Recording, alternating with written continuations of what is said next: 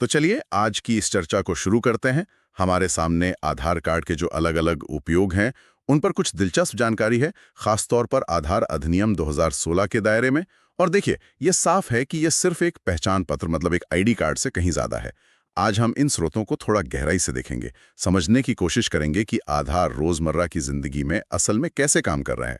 बिल्कुल। और जो दस्तावेज हमारे पास हैं वो यही दिखाते हैं कि कैसे सरकारी लाभों के वितरण से लेकर हमारी डिजिटल पहचान तक आधार कई प्रक्रियाओं को आसान बनाने का दावा करता है। ये देखना वाकई रोचक है कि इसे किस तरह से डिजाइन किया गया है। हाँ, सबसे पहले जो बात ध्यान खींचती है वो है सरकारी योजनाओं के लाभ। स्रोत में देखिए, gas subsidy, ration, scholarship, MNREGA payment और पेंशन जैसी कई चीजों का जिक्र है। और इसमें सबसे अहम लगता है डायरेक्ट बेनिफिट ट्रांसफर यानी डीबीटी का कॉन्सेप्ट, मतलब पैसा सीधे लाभार्थी के बैंक खाते में। ये सुनने में तो काफी बड़ा बदलाव लगता है। और इसका महत्व सिर्फ सुविधा नहीं है। इन दस्तावेजों के अनुसार इसका असली उद्देश्य ये पक्का करना है कि लाभ सही व्यक्ति तक पहुंचे, बीच में जो गड़बड़ियां होती थीं वो कम हो। इससे न सिर्फ पारदर्शिता बढ़ती है बल्कि सरकारी खजाने में बचत होने की बात भी कही गई है।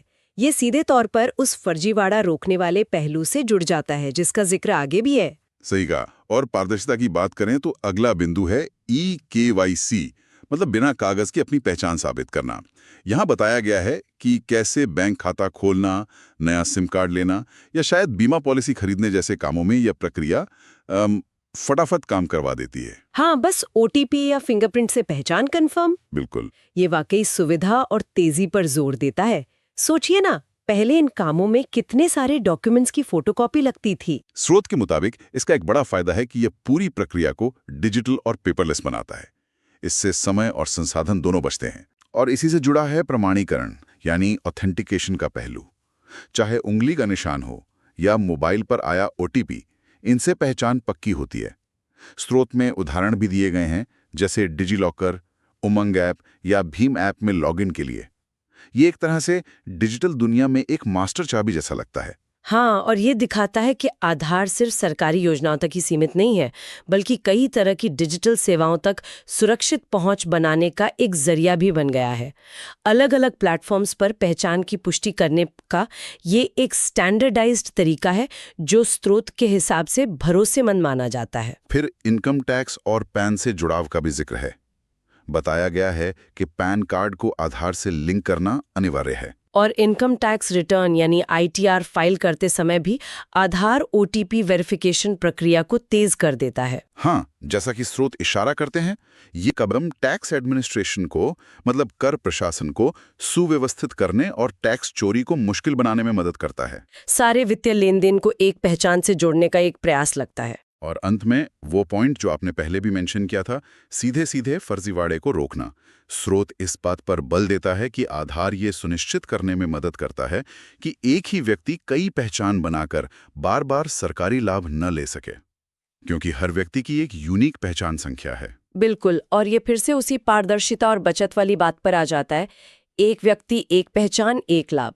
ये इसका मूल सिद्धांत लगता है, जैसा इन दस्तावेजों में दर्शाया गया है। लेकिन इन सब फायदों के साथ कुछ महत्वपूर्ण सेफ्टी मेजर्स मतलब सुरक्षा उपायों का भी जिक्र है। स्रोत साफ करते हैं कि किसी की सहमति के बिना आधार डेटा का इस्तेमाल नहीं किया जा सकता। ये बहुत जरूरी है। और ये भी कि अगर किसी कारणवश किसी के पास आधार नहीं है तो उसे आवश्यक सेवाओं से वंचित नहीं किया जाना चाहिए। उसके लिए कोई दूसरा तरीका होना चाहिए पहचान का। ये बहुत जरूरी बातें हैं। ये दिखाते हैं कि आधार अधिनियम 2016 में व्यक्तिगत अधिकारों और प्राइवेसी की सुरक्षा के लिए प्रावधान किए गए हैं।